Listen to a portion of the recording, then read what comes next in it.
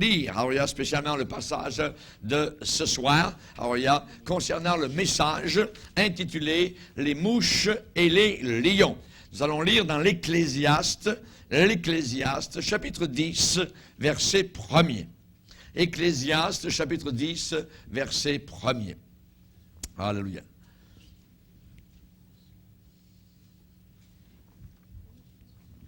Il est dit ici, les mouches mortes infectent et font fermenter l'huile du parfumeur.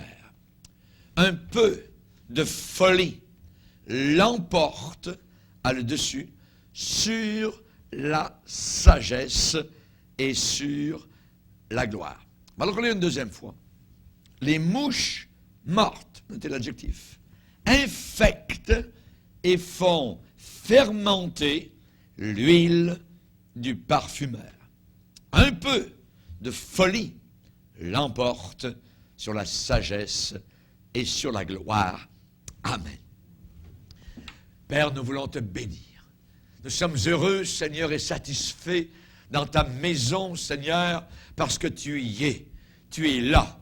Tu es présent. Et tout est différent, Seigneur. Cette présence remplit nos cœurs de joie et d'allégresse.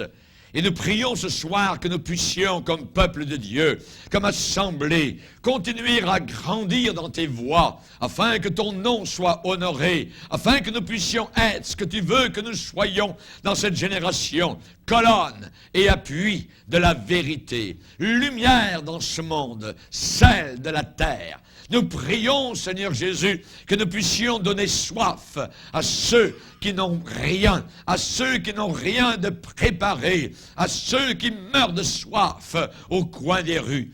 Nous prions, Père, que l'Esprit de Dieu puisse rendre vivante cette parole magnifique, que le glaive puissant du Saint-Esprit continue à virevolter, continue à éclairer notre chemin. Merci, Seigneur, de l'avoir placé dans nos mains. Merci pour l'épée de l'Esprit avec laquelle nous pouvons vaincre Satan et les démons de l'enfer. Merci pour les progrès de tes enfants. Aide-nous encore à progresser, que le choc de la charrue de l'Évangile puisse fendre le terrain de nos cœurs et que ce qui n'est pas bien, ce qui n'est pas bon, ce qui est impur, ce qui est sale, ce qui est scorie puisse sortir et être rejeté.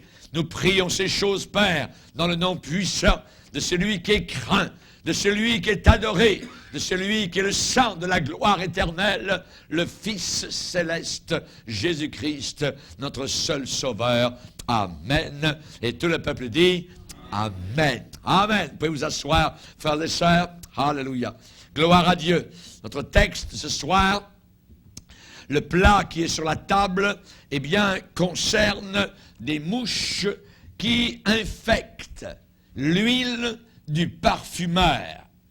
Ainsi, un peu de folie l'emporte sur la sagesse et sur la gloire. Je me rappelle dans un de mes voyages missionnaires au Burkina Faso, spécialement l'ancienne Haute-Volta, aux confins du désert au nord, eh bien, je me rappelle que là-bas, il y a eu dans cette région, à une certaine époque, un peu moins maintenant, mais des lions. Au Burkina Faso, il y a une époque où il y avait des lions. Et quand un lion, spécialement, venait dans un village pour prendre une chèvre ou un mouton, ou même attaquer quelqu'un, une personne, alors, dans le village, c'était l'émoi. Tout le monde se mettait, je dirais, à combattre, sortaient les lances, sortaient les coupes-coupes, sortaient les fusils pour aller tuer le lion qui dévorait. Le cri était, il faut le tuer.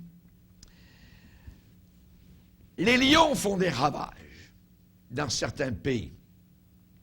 Mais il y a un ravage d'un autre animal nettement plus petit, les mouches. Ravage des mouches. Vous allez en Afrique, il y a des mouches partout. Il y a des mouches partout. Voyez. Il y en a dans les maisons, à l'intérieur, il y en a à l'extérieur, il y en a sur la nourriture, il y en a qui viennent se poser sur votre bouche, il y en a sur les yeux des bébés, il y a des mouches partout. Et la plupart du temps, personne n'y fait attention. Pourquoi? Parce que c'est habituel. C'est dans cette région quelque chose de normal. Et généralement, on se dit, dans ces régions, elles sont si petites, elles ne sont pas dangereuses. Je me rappelle toujours, dans certains pays où nous sommes allés comme missionnaires avec ma famille, où lorsqu'il y avait spécialement du poisson, voyez, sur la table, là c'était pire, voyez, le poisson attiré. Et nous essayions à ce moment-là d'allumer 2-3 bougies pour chasser. Il pouvait y avoir 50, je dirais, mouches sur le morceau de poisson qui avait été préparé. C'est quelque chose d'assez particulier, voyez. Et évidemment, donc, on remarque que les mouches sont omniprésentes, voyez. Mais pourtant, les mouches sont responsables. Elles sont responsables de maladies. Elles transportent les maladies et parfois même certaines épidémies, parfois le choléra, voyez. Et évidemment, on sait que ces mouches continuent leur travail sans être tellement inquiétées. Ce serait très difficile de détruire, voyez, le mal à sa racine, c'est-à-dire faire disparaître toutes les mouches. Dans le domaine spirituel, les mouches sont nombreuses. Ce sont des petites choses qui viennent se poser sur la vie des enfants de Dieu. Et parfois, il y a tellement de petites choses qu'il semble presque normal de les trouver dans le voisinage du sauvé. Des petites choses, voyez. Les lions sont beaucoup plus rares. Les lions, c'est gros. Ça fait du bruit. Ça rugit, voyez. Ils poussent de terribles rugissements. Qu'est-ce que ça veut dire? Les mouches infectent et font fermenter l'huile du parfumeur.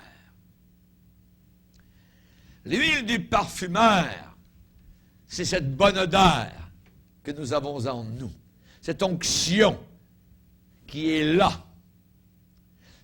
Nous portons, nous dit la Bible, le parfum du Christ.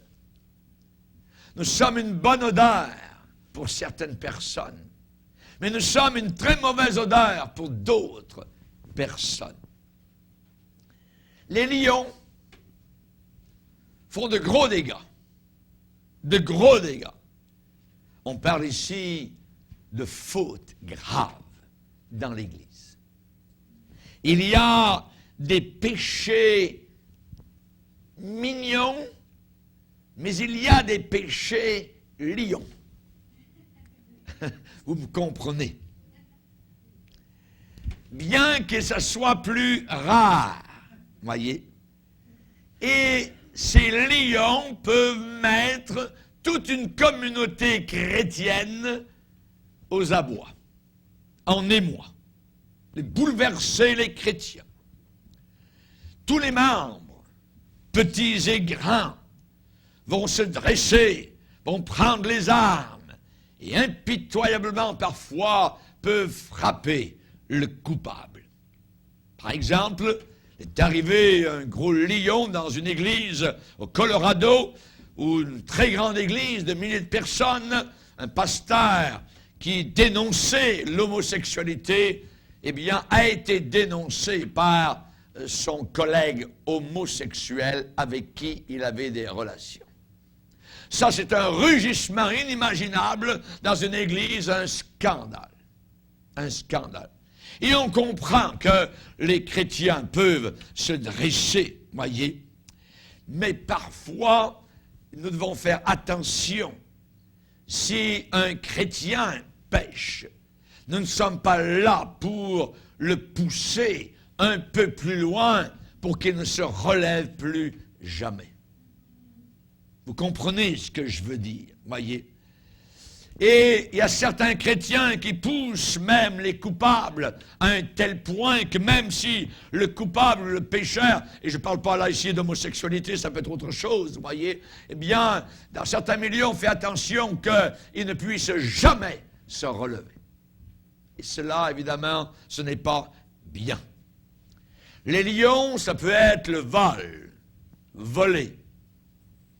Ça peut être l'adultère.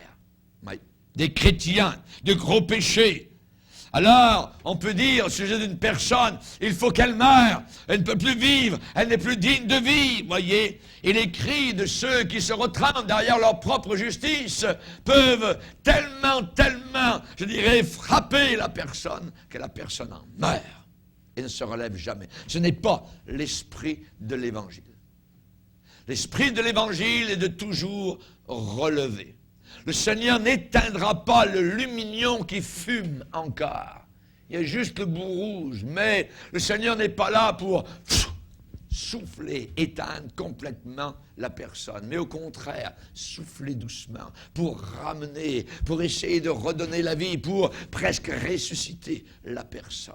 Nous voyons dans la première épître aux Corinthiens où l'apôtre Paul a parlé d'un cas terrible à Corinthe, dans l'église de Dieu, l'église chrétienne, où il y avait une abomination tellement terrible que même parmi les païens, on ne trouvait pas cela. Vous vous rendez compte?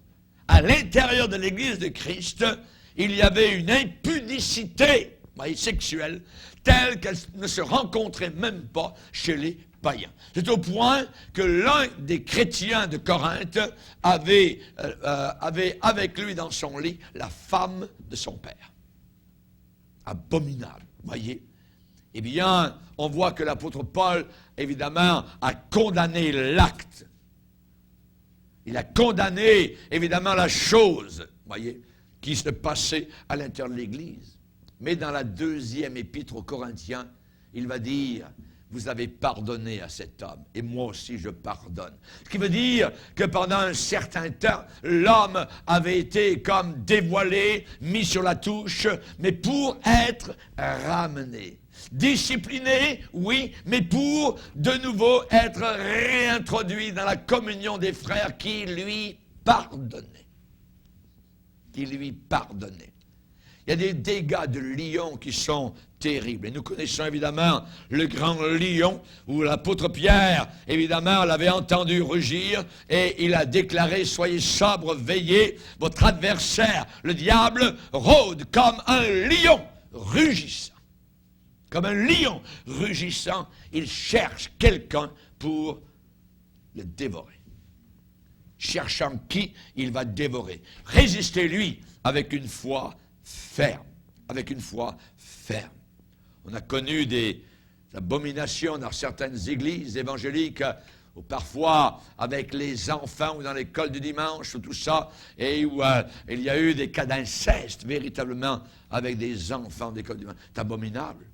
La réputation de l'Église est salie sur toute une région dans la ville entière, voyez, et cela est abominable. Moi-même, mon épouse, nous avons relevé certaines églises, nous a demandé de passer derrière le feu. C'était terrible. Une église dont les 2 derniers pasteurs avaient chuté dans l'adultère avec des femmes de l'assemblée. Et on vous dit: pasteur Bourgier, est-ce que vous iriez relever cette église? C'est la dernière chance. Après, on ferme. Si ça ne repart pas, on ferme l'église. Et quand vous arrivez avec votre épouse un dimanche matin pour la première réunion et que vous avez en face de vous à peu près 5 ou 6 personnes qui sont là et qui vous regardent, et chaque parole que vous dites est mise en doute parce qu'ils ont de la difficulté à vous croire. Parce que ce sont des gens qui ont été brisés, des gens à qui on a prêché l'Évangile. Mais voilà que le lion a passé, a dévoré l'adultère, des gens totalement irresponsables. Et c'est terrible. Et c'est terrible, voyez. La Bible dit que dans certaines communautés chrétiennes, eh bien, nous devons faire attention, voyez. Nous ne sommes pas là pour tuer. Nous sommes là pour voir. Nous sommes là pour discerner, pour comprendre, pour s'appliquer à suivre la parole de Dieu le plus proche possible. Mais tant que nous serons sur terre, nous avons affaire avec la nature humaine. Et nous avons besoin de veiller les uns sur les autres et non pas de nous surveiller. Pourquoi? Le problème est simple. Les mouches mortes infectent l'huile du parfumeur. Il suffit qu'il y ait une mouche morte ici, une mouche morte là, à l'intérieur du vase de l'église où repose cette onction, ce parfum merveilleux pour que tout soit complètement détruit. Nous devons faire attention, voyez.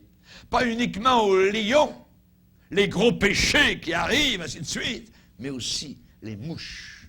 Et nous allons en parler ce soir. Rappelons-nous évidemment que nous devons voir ces choses, nous devons monter au créneau lorsqu'il le faut. Nous ne pourrons pas accepter à l'intérieur de l'Église, je dirais, l'impudicité ou une vie totalement de débauche. Voyez, c'est impossible. C'est impossible. Alors, nous devons voir, nous devons juger la situation, peser, sous-peser et évaluer par rapport aux Écritures. Mais toujours avec l'idée, évidemment, donc, que la personne peut être ramenée dans les bonnes grâces de notre Dieu. N'oublions jamais d'où nous venons nous-mêmes. On se rappelle dans la parole de Dieu comment Jésus est arrivé, un homme religieux. Et il y avait une religion en Israël. Et ils ont testé Jésus en tirant un jour par les cheveux une femme qui avait été prise en flagrant délit d'adultère. Et on sait comment ça s'est terminé. Par un bruit sourd de pierres qui sont tombées les unes après les autres dans le sable. Et Jésus était en train d'écrire sur le sol. La Bible ne dit pas ce qu'il écrivait. Peut-être écrivait-il les 10 commandements. Et les gens religieux ont regardé en passant. Oh. Voyez. Et il savait très bien qu'il ne pouvait pas, personne ne pouvait observer les commandements sans la présence et la puissance du Saint-Esprit. Et comme la religion ne sauve personne, et comme ces gens religieux n'avaient pas le Saint-Esprit, alors Jésus a dit que le premier commence la lapidation. Et vous savez comment cela a terminé? Et nous bénissons le Seigneur quand nous lisons cela. Pourquoi? Parce que nous nous voyons nous aussi, même si on n'a pas commis adultère, nous nous voyons pécheurs. Et Christ n'est pas venu pour condamner le monde, mais il est venu pour sauver le monde. Pour sauver le monde. Amen. Alléluia. Gloire au Seigneur. C'est vrai que c'est terrible. C'est terrible, les péchés lions, voyez, qui ne sont pas du tout mignons. C'est vrai que l'homme est sali, l'homme est sale, l'Église peut être souillée par le péché de l'un ou de l'autre, voyez. Et nous devons faire attention, faire attention à nous-mêmes. Le Seigneur a dit à la femme à qui il a pardonné, va et ne pêche plus. Ne vis plus dans le péché, voyez. Et je ne pense pas que cette femme-là a recommencé. Je crois que vraiment, pardonner, sauver, libérer de la religion, libérer des hommes, libérer de la mort, libérer de la lapidation, libérer des accusations de Satan. Dieu, le Seigneur Jésus a relevé cette femme-là, une femme aussi pure, Haouya, que la jeune fille, Haouya, qui n'a jamais été touchée par aucun homme. Les dégâts des lions. Mais il y a une mouche particulière, une mouche venimeuse, la mouche du jugement, la mouche de la langue. Et nous avons tous, je dirais, affaire avec cela, un jour ou l'autre. La Bible dit d'une autre manière, Paul va dire aux Corinthiens, un peu de levain fait lever toute la pâte. Le levain, voyez, un petit peu est capable de faire lever toute la pâte. Un peu, toute. Ce qui veut dire qu'un petit peu de péché, un petit peu de ceci, une petite mouche ici, voyez, et on est habitué parfois dans l'Église de Dieu à entendre le bourdonnement de l'Église. voyez. Et on s'habitue. Et ce n'est pas bon.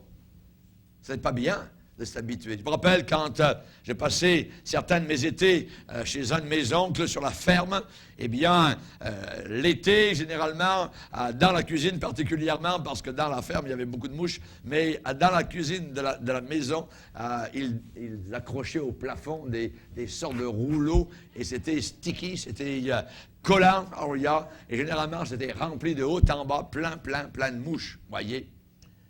Nous avons besoin de cela dans l'Église de Dieu. Amen. Et tout d'un coup, vous entendez zzzz, et venez se coller contre la chose. Amen. Et nous avons besoin de venir coller notre langue contre la croix. Amen.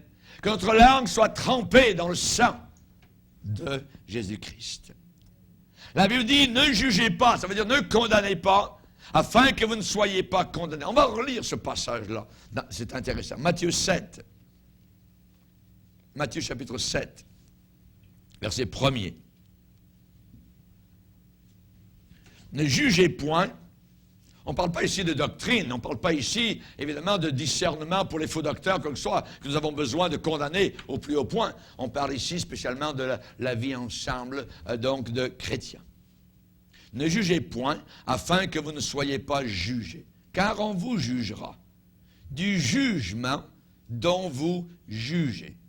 Et l'on vous mesurera avec la mesure dont vous mesurez. Pourquoi vois-tu la paille qui est dans l'œil de ton frère et n'aperçois-tu pas la poutre qui est dans ton œil? Ou comment peux-tu dire à ton frère, laisse-moi ôter une paille de ton œil, toi qui as une poutre dans le tien. Hypocrite, ôte, premièrement, la poutre de ton œil, et alors tu verras comment ôter la paille de l'œil de ton frère. Amen. La paille dans l'œil de notre frère existe bel et bien. Elle peut exister, voyez, mais évidemment le Seigneur ne nous donne pas l'autorisation de l'enlever. Il va dire ôte premièrement. Dans un ordre de priorité, regarde ta propre vie avant, évidemment, de condamner ton frère. Occupe-toi de tes affaires. Mind your own business. Amen. Premièrement. C'est ça. Et on a besoin régulièrement dans l'Église de Dieu d'entendre cela. Pourquoi? Parce que nous avons des problèmes. Et ce n'est pas d'aujourd'hui. L'épître de Jacques, le pasteur de Jérusalem, a concentré, je dirais, toute son épître sur le problème de la langue. C'est un problème, voyez. Alors nous avons besoin régulièrement de l'entendre. Il semble que le fait de voir le défaut de notre frère, eh bien, est un jugement qui va précipiter dans notre œil, non pas une paille, mais une poutre. Pouf! Est-ce qu'on voit bien? Avec une poutre dans les yeux, voyez. Je vais ôter ta paille. Attends, regarde ta poutre. Regarde-toi, il y a pas mal de travail à faire. Ça veut dire balaye devant le palier de ta propre maison avant d'aller balayer chez ton voisin. Regarde, voyez. On va lire un passage dans 2 Pierre, 1er chapitre. 2 Pierre, 1er chapitre, on nous parle des vertus chrétiennes, on nous parle de fuir, évidemment, la corruption qui existe dans le monde par la convoitise. Et on nous demande de faire certains efforts, des efforts. Et verset 5, seconde épître de Pierre, 1er chapitre, verset 5, à cause de cela même, faites tous vos efforts pour joindre, ça veut dire pour unir, pour rassembler, pour mettre ensemble, pour joindre à votre foi la vertu. À la vertu, ajoutez la science, ça veut dire connaissance de Dieu. À la science, la tempérance, contrôle de soi-même, contrôle de votre vie sexuelle, contrôle de vos yeux, la tempérance. À la tempérance, ajoutez la patience.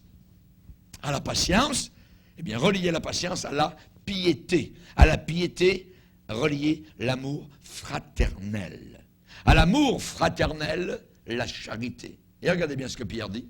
Car si ces choses sont en vous, et ils sont avec abondance, elles ne vous laisseront point oisifs, ni stériles pour la connaissance de notre Seigneur Jésus-Christ. Mais celui en qui ces choses ne sont pas, ça veut dire une église, sa vie chrétienne, vous voyez, sa langue est lousse, il fait ce qu'il veut, comme il veut, quand il veut, ainsi de suite. Mais celui en qui ces choses ne sont point est aveugle. Il a la poutre. Il ne voit pas de loin. Et il a mis en oubli la purification de ses anciens péchés. Un aveugle. Nous étions aveugles, mais nous pouvons redevenir aveugles. Il faut faire attention. On peut redevenir aveugle. Attention à la poutre. Voyez, une paille, ça fait mal, mais une poutre rend aveugle. Une poutre rend aveugle. Alléluia. Et la poutre peut détruire non seulement l'œil, mais la tête tout entière. Un bon coup de poutre, voyez, pouf, vous voyez plus rien. Tout écrasé, voyez. La Bible dit, celui qui parle mal de son frère, ou qui le juge, il juge de la loi et il n'en est pas observateur. Ce qui veut dire qu'avant de commencer à donner certains jugements, nous avons besoin nous-mêmes d'observer, commencer à obéir, à vraiment obéir, avec un beau O, avec un beau B, avec un beau E, accent aigu, I, point, R, obéir. L'obéissance vaut mieux que les sacrifices. Et Dieu donne son Saint-Esprit à ceux qui lui obéissent. Obéissent. Veux-tu être béni par Dieu? Alors obéis au Seigneur. Commence à obéir. Regarde ta propre vie. Amen. La Bible dit que la langue, c'est le monde de l'iniquité. Regardez les païens. Leur langue parcourt toute la terre. Moi, il me semble que chaque matin, quand je me lève, je vois une langue qui se balade autour de la terre.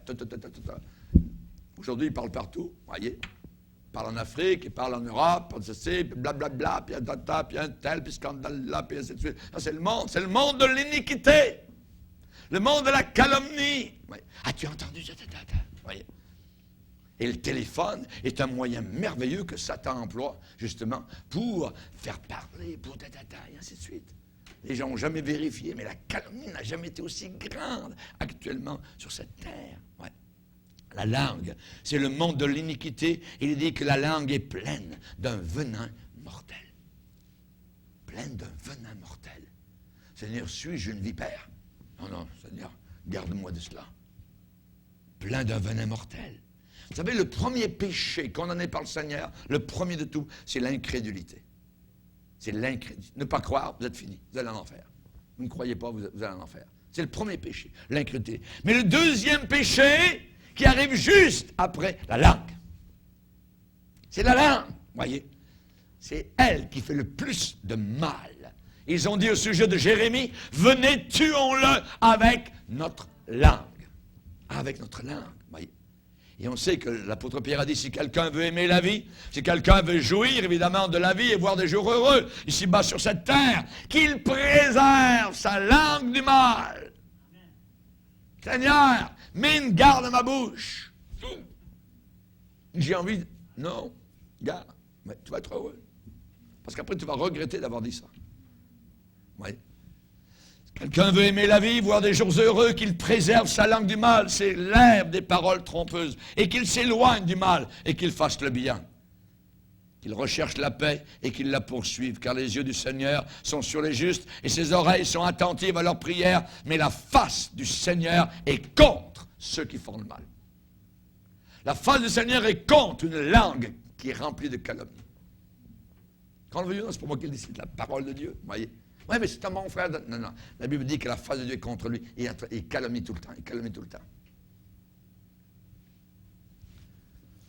J'aimerais ajouter que la mouche, la description que la Bible en donne, elle est morte. Une mouche morte. Allez voir un cadavre. Allez voir le corps de Judas pendu à une branche d'arbre au bord d'une colline. Ça fait 2-3 jours, soudain, il y a quelqu'un qui voit ce qui se passe. Ça pue. Ça sent mauvais. C'est terrible. C'est infect. Son ventre a grossi. Vous voyez? On ne voit même plus la face. Tout est enflé. Alors peut-être la personne coupe, littéralement. Et Judas tombe en bas. Hop, et son ventre s'ouvre et ses entrailles descendent. Il est déjà depuis quelque temps en enfer. C'est terrible. Sa langue, donnez-moi de l'argent. Donnez-moi de l'argent. Oui. Je vais le vendre. Je vais vous le vendre. Les mouches mortes infectent l'huile du parfumeur. Pas étonnant que Jésus a dit, il aurait mieux valu que cet homme soit jamais né. Soit jamais. Et pourtant, c'est un beau petit bébé. Quand il est né, la maman était contente. T'es heureuse. Un nouveau bébé. Jésus a dit, il aurait mieux valu qu'il soit jamais né. C'est terrible.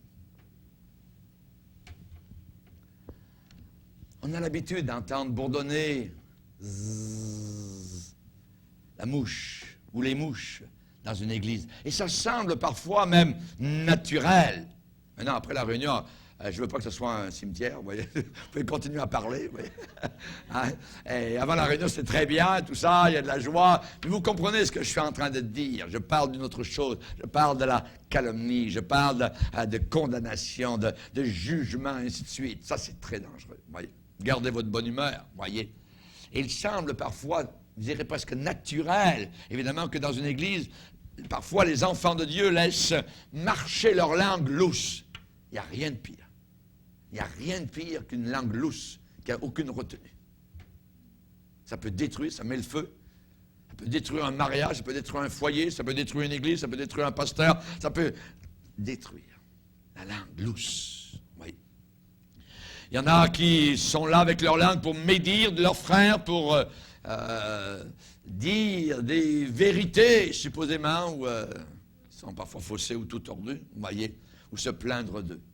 La Bible dit, frère, si un homme est surpris en quelque faute, vous qui êtes spirituel, redressez-le avec un esprit de douceur. Prends garde à toi-même, de peur que toi aussi tu ne sois tenté. Tu vois ce que le gars fait, ou ce que la fille a fait, ainsi de suite. Attention, toi aussi tu peux le faire. Il y a des possibilités, il y a un potentiel en toi que tu es capable de faire la même chose. Alors fais attention. Quand on se connaît bien nous-mêmes, voyez, on va redresser avec douceur. Prends garde à toi-même de peur que tu ne sois aussi tenté. Portez les fardeaux les uns les autres et vous accomplirez ainsi la loi de Christ. Si quelqu'un pense être quelque chose, quoi qu'il ne soit rien, il s'abuse lui-même. Il s'abuse. Il se raconte des histoires. Voyez, ils ne sont pas grand-chose. Si nous tenons, c'est par la grâce de Dieu. Amen. Et nous allons continuer à tenir. Bon, amen. En ayant de la louange, en ayant de la joie. Nous voulons que les tuyaux ne soient pas coupés. Amen. On ne veut pas des bouchons à l'intérieur des tuyaux. Il faut que la bénédiction coule. Amen. Et que nous puissions servir le Seigneur. Il est dit, ne vous plaignez pas les uns des autres. Ne vous plaignez pas les uns des autres. Et Proverbe nous dit, celui qui parle beaucoup ne manque pas de péché. Mais celui qui retient ses lèvres est un homme prudent. Prudence. Nous sommes actuellement sur un terrain de mine. Tout est miné. Nous sommes en terrain de guerre. Alors nous sommes mieux d'avoir, je dirais, une bonne retenue avec notre langue, un bon casque du salut sur notre tête, nos pensées entourées, évidemment, du salut que nous goûtons, que nous apprécions. Alléluia. Nous ne voulons pas une poutre dans notre œil. Alléluia. Et nous voulons, évidemment, non pas surveiller les frères et sœurs, mais veiller sur les frères et sœurs. C'est autre chose. C'est différent. Amen. C'est une autre pensée. Et je dirais que la langue est l'arme la plus terrible que Satan, évidemment, peut utiliser pour faire souffrir l'Église. Pour faire souffrir l'Église. Il y a beaucoup de personnes aujourd'hui, maintenant, qui sont loin du Seigneur, parce que cette mouche, ils l'ont vue dans l'Église. Ils sont habitués à ce bourdonnement. Et ça a continué après, le lundi, vous voyez. Oui, allô, Anna. Oh, t'as pas appris, tu sais pas ce qui est arrivé. Oh oui, mais attention. Ils ont détruit. Ils ont détruit. Attention. C'est la raison pour laquelle moi, j'aime pas beaucoup le téléphone. C'est bien pour communiquer, pour parler un petit peu, tout ça, mais on connaît des personnes qui peuvent rester longtemps sur le téléphone. 1 heure, 2 heures. Et c'est plus merveilleux parce que vous avez des forfaits merveilleux, vous ne payez plus rien. Et vous pouvez calomnier aux 4 coins de la terre, vous pouvez librement, vous n'êtes plus lié, je dirais, aux factures de Bell Canada, vous voyez. Et le diable rit, danse, je dirais, dans sa barbe. Et beaucoup de personnes aujourd'hui sont loin du Seigneur, vous voyez, parce qu'ils ont vu, évidemment, ils ont participé à ces commérages. Ils n'ont pas pu revenir à cause de ce qu'ils avaient dit. Ils pourraient le faire, mais il faudrait qu'ils se repentent. Ils ne veulent pas. Donc, ils sont liés à leurs actions. Voyez. Le diable est venu, ils ont perdu le goût de lire la Bible, ils ont perdu évidemment le goût de prier, de venir aux réunions, et le monde les a reconquis. Le monde les a reconquis. Les mouches colportent les maladies. Et les maladies parfois les plus redoutables. Les plus redoutables.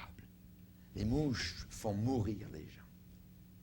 Vous avez vu ces bébés en Afrique avec des mouches partout. Il y a des bébés spirituels dans l'Église qui sont venus au début. Mais voilà qu'une personne très spirituelle a dit, oh, on va se rencontrer au restaurant à tel moment, tout ça, et je veux te dire quelque chose sur l'assemblée, tout ça. Et le bébé a disparu.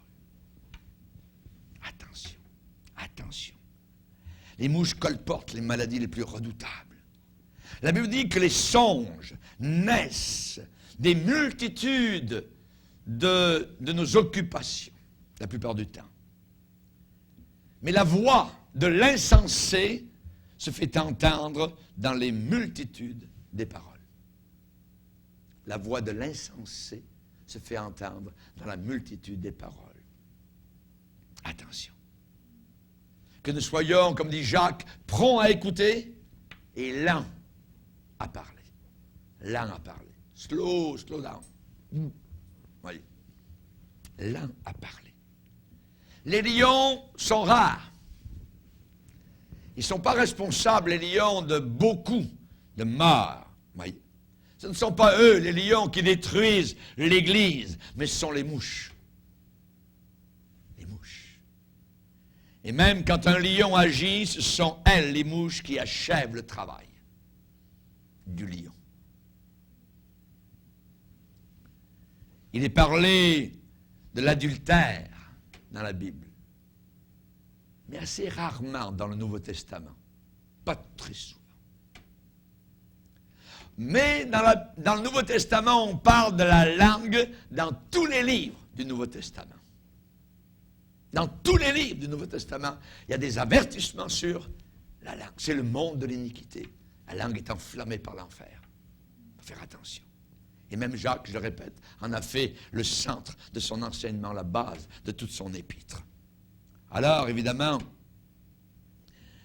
en parlant tout le temps des autres, il y a une chose qui peut nous arriver, c'est qu'on peut perdre notre vie spirituelle. On peut être en perte. On n'aime pas tellement aller vers des gens qui commèrent toujours, qui blablabla, tout ça. Non. On aime aller vers là où c'est paisible, où c'est tranquille, où c'est le repos. Amen. Alléluia. Mais attention, en laissant libre notre langue pour nous plaindre, pour médire parfois, eh bien on désobéit à Dieu. Désobéit à Dieu. Et on fait en réalité l'œuvre du diable. Il est content, lui. Il est content, voyez. Quand deux chrétiens peuvent se mettre taper la tête l'un contre l'autre. Et on peut devenir un instrument de destruction. Et on se prive nous-mêmes de la bénédiction de Dieu. Il y a des gens qui ne peuvent pas louer le Seigneur. Il n'y a pas de louange, il n'y a rien, parce que durant la semaine, il y a trop de bébelles. Leur cœur est lourd. Il y a de la graisse autour du cœur. Oui.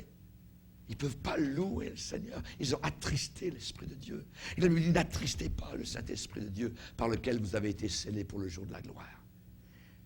Il faut que nous puissions donc regarder ce côté-là de temps en temps. Amen. Alors, n'oublions pas une chose en terminant, c'est qu'on va se servir, évidemment, donc pour nous, de la mesure avec laquelle nous mesurons nous-mêmes. Dieu va dire, hein, donne-moi ta mesure. Nous serons jugés, récompensés ou non, quoi que ce soit, avec la mesure avec laquelle, si on a été rigide, si on a été vraiment, je dirais, sans aucune compassion, si on a été comme, comment dirais-je, le fils aîné dans la maison du Père. Le Père pardonne. Le Père voit venir le fils prodigue qui pue, qui sent, qui vraiment vient de la porcherie du monde. Et le fils aîné dit, non, le Père, c'est quoi? La musique dans la maison, la joie, rien. Pour un gars comme ça, mon frère, non, moi je rentre pas, je ne participe pas à ça. Voyez, l'esprit de l'Église est un esprit de pardon. Et les gens religieux de l'époque de Jésus n'ont jamais compris Jésus parce qu'ils n'étaient pas comme eux. La religion, elle fait mal, elle ne pardonne pas. Les hommes ne vous le pardonnent pas, voyez. Mais Jésus pardonne. Et sur la croix du calvaire, il va crier, Père, pardonne-leur. Alléluia. Je suis pardonné. Et le chrétien doit pardonner aussi à son tour. C'est l'esprit de l'évangile. Alléluia. Que Dieu soit béni. Amen. Donne-moi ta mesure, va dire le Seigneur. Tu as pris cette mesure quand tu es sur la terre, donne-moi-la. Tu dois te mesurer avec la même mesure. Ayons un cœur non pas petit, étroit, mine. Ayons un cœur ouvert. Amen. Un cœur large. Et le Seigneur saura nous récompenser. Les mouches sont dangereuses. Les mouches sont nombreuses. Prions pour que Dieu, amen, nous libère des mouches mortes qui infectent l'huile du parfumeur. Nous ne voulons pas vivre dans l'infection, nous voulons vivre dans ce qui est saint, dans ce qui est propre. Amen. Vous ne voulez pas aller vous coucher dans un lit qui est tout sale? Vous êtes content, alléluia, quand votre lit a été lavé, amen, quand peut-être les draps ont été placés au vent, alléluia, et vous arrivez dans la chambre, ça sent bon tout ça, et le lit est propre, on aime le propre, alléluia, et nous voulons vivre dans le propre, dans le saint, amen, dans ce qui est vraiment agréable au Seigneur. Amen, gloire au Seigneur, que Dieu soit béni. Alors peut-être qu'on a besoin ce soir de placer quelque part dans nos petites cuisines, alléluia, des collants qui descendent du plafond, alléluia, et que les mouches, alléluia, il y en a peut-être tout un paquet, tout d'un coup, c'est le calme, terminé, alléluia, c'est la joie, c'est la paix, l'Esprit de Dieu vient, amen, et nous avons l'approbation du Seigneur. Que Dieu soit béni. Baissons nos têtes et prions le Seigneur. Seigneur, nous voulons te remercier. Seigneur, merci pour ce que tu nous dis ce soir. Seigneur, nous avons tous besoin de l'entendre, de le réentendre, Seigneur, régulièrement. Et tu nous fais la grâce ce soir, Seigneur, de revoir, Seigneur, l'esprit que tu avais quand tu étais sur la terre, l'esprit de l'évangile, l'esprit de pardon, l'esprit, Seigneur, non pas pour piquer, non pas pour faire mal, mais vraiment, tu es venu pour sauver des pécheurs. Et nous te bénissons, Seigneur, pour ton Saint-Esprit ce soir, qui nous amène contre ton Saint, Seigneur, là où nous pouvons être pardonnés, non pas comme Judas, qui a eu du remords et est allé se pendre, mais comme Pierre, qui a pleuré amèrement et qui finalement a été restauré et devenu utile et très utile entre tes mains. Merci Père, dans le nom puissant de Jésus. Amen. Et tout le peuple dit Amen.